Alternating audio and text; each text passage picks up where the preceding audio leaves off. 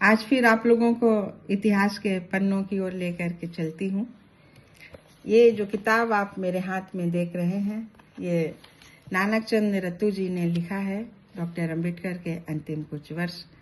इस किताब का 5वां अध्याय, पंजाब का दौरा, इसे मैं पढ़कर सुनाऊं। इसके पहले आप सभी सम्मानित भाइयों और बहनों को मेरा सादर नमो बुद्धाय, जय भीम। मैं लखनऊ से संघमित्रा गौतम, लक्ष्य कमांडर, भारतीय समन्वय संगठन लक्ष्य से। चुनाव अभियान। अखिल भारतीय अनुसूचित जाति संघ के चुनाव अभियान का शुभारंभ कराने के लिए डॉक्टर अंबेडकर ने देश के कई भागों का दौरा किया। 27 अक्टूबर 1951 को अमृतसर के सांसी हवाई अड्डे पर उनके पहुंचने पर संघ के पंजाब शाखा के अध्यक्ष सेठ किशन दास व स्वागत समिति के सदस्यों ने उनकी अगवानी की। डॉक्टर अंबेडकर जिंदाबाद के गगनभेदी नारों के मध्य उनका हार्दिक स्वागत हुआ। उन्हें फूल मालाओं से लाद दिया गया। हवाई जहाज आने के काफी पहले वहां अपने नेता के दर्शन के लिए हजारों लोगों की भीड़ एकत्र थी। जैसे ही वे बाहर आए, अंबेडकर की जय के कर्णभेदी नारों के साथ लोगों ने उनका स्वागत किया। संघ के महत्वपूर्ण नेताओं व स्वयं सेवकों का विशाल कारवां कठोर सुरक्षा व्यवस्था के बीच उन्हें ले चला। अमृतसर से जालंधर के बीच पूरे रास्ते में जगह जगह तोरण द्वार बनाए गए थे।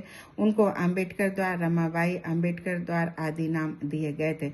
हजारों की संख्या में लोग अपने नेता के दर्शनार्थ पहले से ही भीड़ लगाए खड़े थे। उन्होंने गगनभेदी नारों के साथ फूल बरसाते व नाचते गाते खुशियां मनाते हुए उनका स्वागत किया। जिस समय कारवां शहर में प्रविष्ट हुआ, प्रतीक्षारत जनता का अपूर्व दृश्य अपने चरम पर था। ऐसा जालंधर के इतिहास में शायद ही कभी हुआ हो। हजारों की संख्या में लोग संघ का झंडा लिए एक विशाल, सुसंगठित, सुव्यवस्थित और अनुशासित जुलूस के रूप में वहां मौजूद थे। अपने सिरों पर रंग बिरंगे बैज बांधे बाबा साहेब आम्बेडकर जिंदाबाद के नारों के साथ वे सुमधुर स्वर में वाद्य यंत्र बजा रहे थे। ढोल बजाने वाले भांगड़ा नर्तकों की लय के साथ थाप दे रहे थे। ये भव्य जुलूस धीरे धीरे बूटा मंडी के रामदासपुरा स्थित सभा स्थल पर पहुंचा। रास्ते भर तमाम खूबसूरत मेहराब बनाए गए थे और उन्हें ध्वजा, पताकाओं व नारों से सजाया गया था।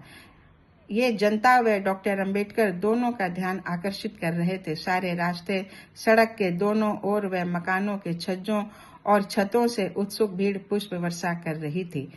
राज्य के समता सैनिक दल के वर्दीधारी सैनिकों द्वारा उन्हें गार्ड ऑफ ऑनर दिया गया। दल का बैंड समयानुकूल धुन बजा रहा था। गार्ड ऑफ ऑनर के निरीक्षण के बाद डॉक्टर अंबेडकर को सभा स्थल के पंडाल में ले जाया गया। डॉक्टर अंबेडकर जिंदाबाद के कर्णभेदी नारों और उनके स्वागतार्थ हो रहे कोलाहल से वातावरण भर गया।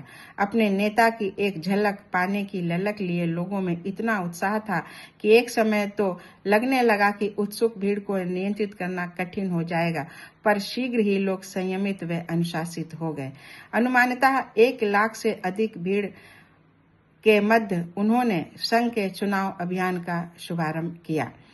अखिल भारतीय अनुसूचित जाति संघ के महासचिव PN राजभोज, पूर्वी पंजाब के अनुसूचित जाति संघ के अध्यक्ष सेठ किशन दास व महासचिव KC सुलेख और कई अन्य लोग अपने नेता के साथ थे। राजभोज ने डॉक्टर अंबेडकर के आगमन के दिन को पंजाब के अनुसूचित जाति के लोगों को जीवन का सर्वाधिक शुभ दिन कहा और आशा व्यक्त की कि अपने सम्मानित नेता को सुनने के लिए जो भारी भीड़ यहाँ एकत्र हुई है, वह उनके प्रति निष्ठावान रहेगी और आगामी चुनाव में अपना समर्थन देगी। 28 अक्टूबर को वह लुधियाना पहुंचे और एक विशाल सभा को संबोधित किया। रात्रि विश्राम के बाद 29 अक्टूबर को उन्होंने पटियाला में अपनी अंतिम सभा को संबोधित किया। तीनों स्थानों पर डॉक्टर अंबेडकर ने लोगों से संघ के प्रत्याशियों को मत देने की अपील की ताकि उनके जीवन के बेहतर होने का मार्ग प्रशस्त हो सके। उन्होंने कहा, यदि हम संघ के झंडे तले एकजुट रहे तो मैं निसंदेह कह सकता हूं कि हम चुनाव में विजयी होंगे। डॉक्टर अंबेडकर ने कांग्रेस व हिंदू जाति को चेतावनी दी कि यदि वे अछूतों के प्रति अपने वर्तमान रवैये को नहीं बदलते हैं और अछूतों में भेदभाव पैदा करने के अपने प्रयास को बंद नहीं करते हैं तो एक दिन ऐसा आ सकता है कि अछूत अपना धैर्य खो बैठे और दूसरे साधन अपनाने को बाध्य हो जाएं। ये कांग्रेस व हिंदुओं के हित में है कि वे वक्त की नजाकत को समझें और अछूतों के प्रति अपने व्यवहार में बदलाव ले आएं। उन्होंने कहा, कांग्रेस तो एक जलता हुआ घर है। उन्होंने स्पष्ट तौर पर कहा कि कांग्रेस पार्टी के अंदर अनुसूचित जातियों के लिए कोई स्थान नहीं है। नेहरू तो मुस्लिम दास्ता के शिकार हो गए हैं और उनके हृदय में अनुसूचित जातियों के प्रति कोई दया नहीं है। संसदीय लोकतंत्र।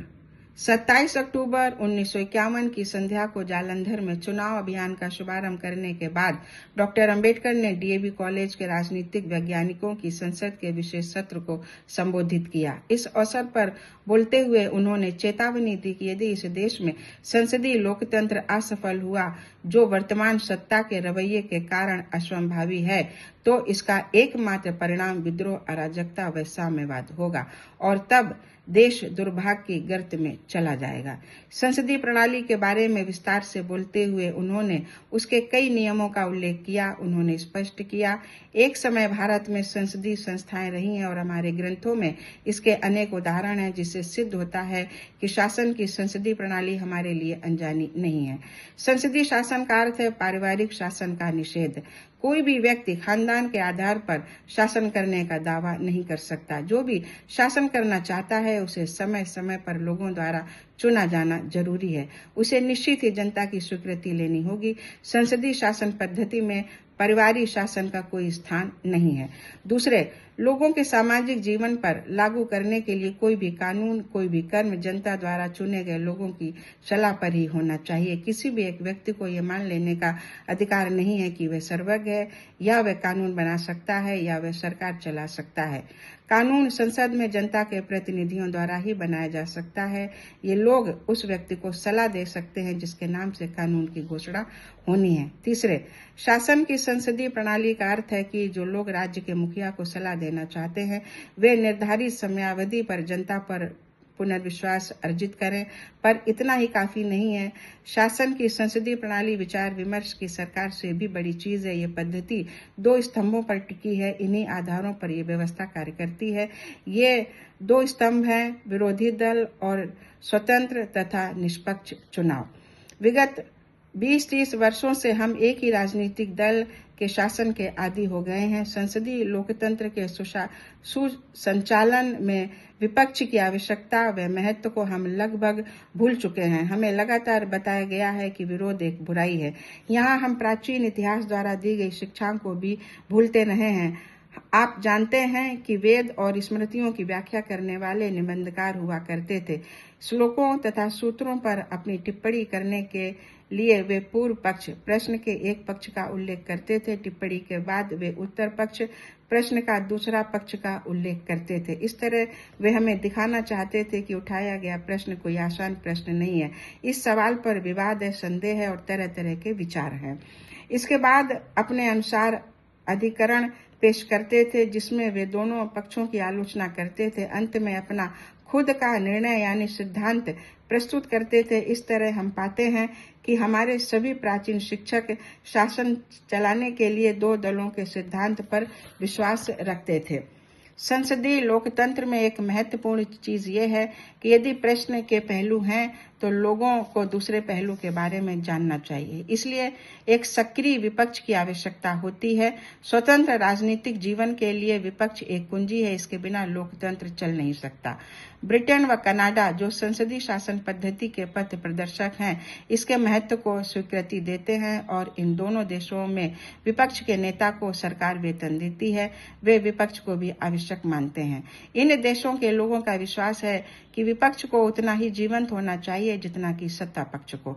सरकार तथ्यों को छिपा सकती है, सरकार एक पक्षीय प्रचार कर सकती है। इन दोनों देशों के लोगों ने इस तरह की घटनाओं से बचने की व्यवस्था बना रखी है। स्वतंत्र और निष्पक्ष चुनाव इसका दूसरा स्तंभ है, जिस पर संसदीय लोकतंत्र खड़ा होता है। स्वतंत्र व निष्पक्ष चुनाव समुदाय के एक वर्ग से दूसरे वर्ग को शांतिपूर्ण ढंग से बिना किसी रक्तपात के सत्ता हस्तांतरण के लिए जरूरी है। प्राचीन काल में तब राजा की मृत्यु हो जाती थी तो राजमहल में कम से कम एक हत्या अवश्य होती थी। नए राजा के सत्ता की बागडोर अपने अधिकार में लेने से पहले महलों में क्रांति सी हो जाती थी, जिसकी परिणति कुछ हत्याओं में होती थी। यह भारत का इतिहास रहा है। चुनाव निश्चित रूप से स्वतंत्र व निष्पक्ष होने चाहिए। ये पूरी तरह जनता पर छोड़ देना चाहिए कि वे उन लोगों को चुने जिन्हें विधायिका में भेजना चाहती है। अब प्रश्न ये उठता है कि सत्ताधारी दल की क्या तनिक भी इच्छा है कि वे विपक्ष का निर्माण होने दें। कांग्रेस कोई भी विपक्ष नहीं चाहती। वह विभिन्न विचारों के लोगों को एक ही छत के नीचे लाने की कोशिश कर रही है। मैं आपसे पूछता हूं कि इस देश के राजनीतिक जीवन के लिए क्या ये उचित प्रवृत्ति है। उन्होंने सरकारी कर्मचारियों पर आरोप लगाया कि वे सत्तारूढ़ दल की मदद करते हैं। उन्होंने कहा, हम ये जानते हैं कि सरकारी कर्मचारी उस पार्टी के पक्ष में चुनाव प्रक्रिया को प्रभावित करते हैं जो उन्हें व उनके आश्रितों को आजीविका देती है। ये बात किसी साधारण व्यक्ति ने नहीं, डॉक्टर श्यामा प्रसाद मुखर्जी ने अभी दिल्ली में भारतीय जनसंघ के शुभारंभ सत्र में साफ साफ कही है कि सरकारी कर्मचारी कांग्रेस की मदद कर रहे हैं और इस तरह स्वतंत्र व निष्पक्ष चुनाव बेईमानी बना रहे हैं। ऐसी परिस्थिति में आप महानुभाव क्या सोचते हैं कि इस देश में संसदीय लोकतंत्र सफल होगा? देश के राजनीतिक जीवन में बड़े औद्योगिक घरानों की महत्वपूर्ण भूमिका की आलोचना करते हुए उन्होंने कहा, यह बहुत खतरनाक है। ये धनी लोग किसी पार्टी को चंदा देकर चुनाव को प्रभावित करने की चेष्टा करेंगे तो नतीजा क्या होगा? जिस पार्टी की उन्होंने आर्थिक मदद की है, यदि वे सत्ता में आती है तो जाहिर है कि वे वर्तमान कानूनों को संशोधित कर या नए ढंग के कानून बनवाकर अधिकाधिक लाभ कमाएंगे और अपना ही हित साधेंगे। तो साथियों, ये अध्याय कंप्लीट हुआ। आप सभी को मेरा सादर नमो बुद्धाय। जय भीम।